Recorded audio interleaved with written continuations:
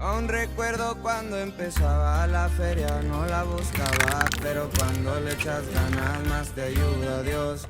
El peda que está en la jugada, si le pegas todo ganas, si no regresas con nada, y así pensé yo.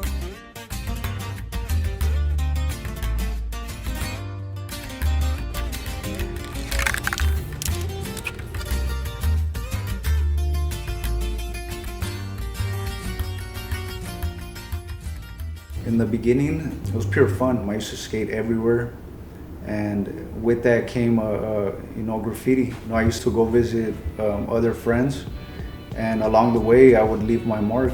And so the community, knew about me from roaming around in the streets, and essentially started contacting me in regards to doing murals, and that's when this whole, career started. A lot of people see graffiti as anarchy, as rebelliousness. I saw it as peace of mind, a time where I can forget about my problems, I can forget about the world a little bit, and essentially just, have this sense of tranquility.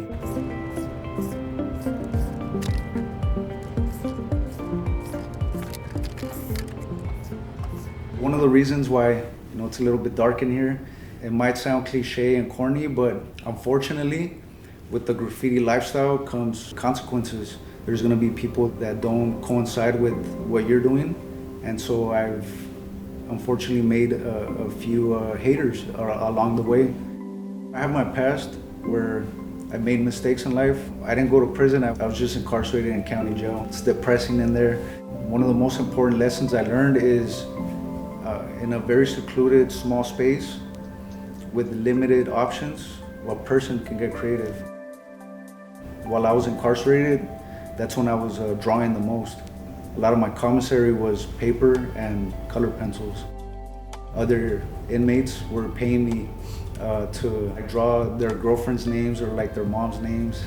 And I actually came out of jail with some money in my pocket. It was really interesting. When I made the transition from graffiti to portrait murals, I had the option of going the traditional route. A lot of artists, they usually paint somebody famous, like a celebrity, an artist.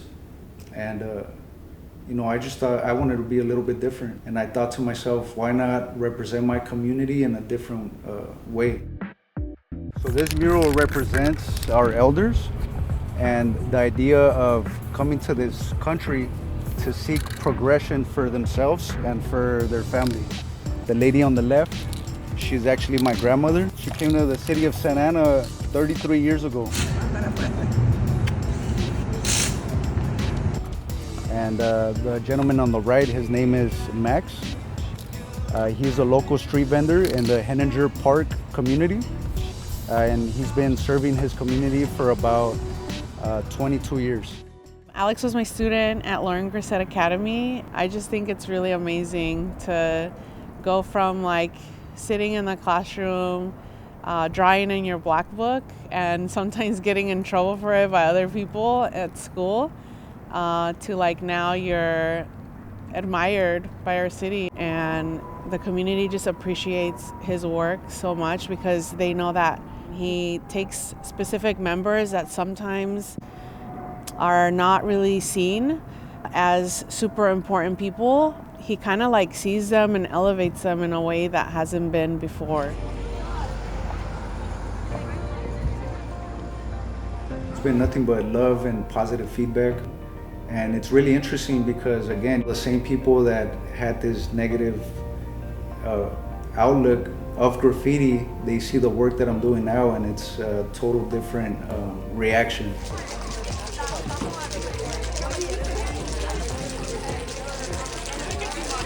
Come out a lot. If you put a little bit of pressure, it's gonna come out a little bit, right? Now the other thing is, if you're too close to it, it's gonna start dripping.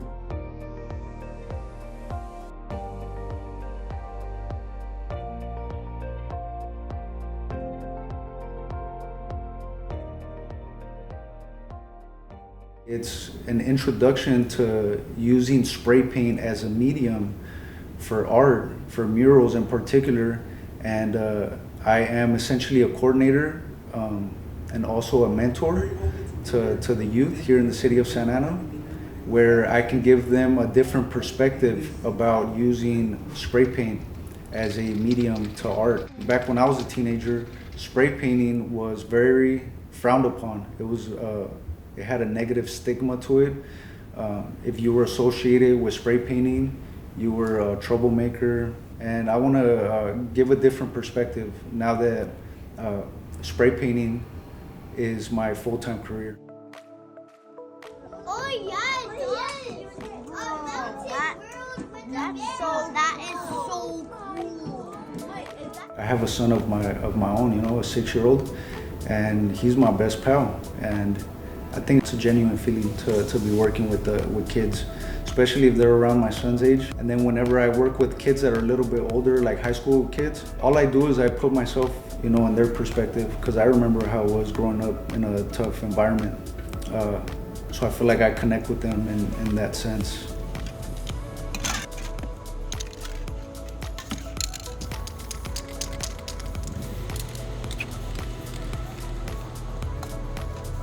The art part, I would say it's my passion. So I want to share that message, don't forget about your passions.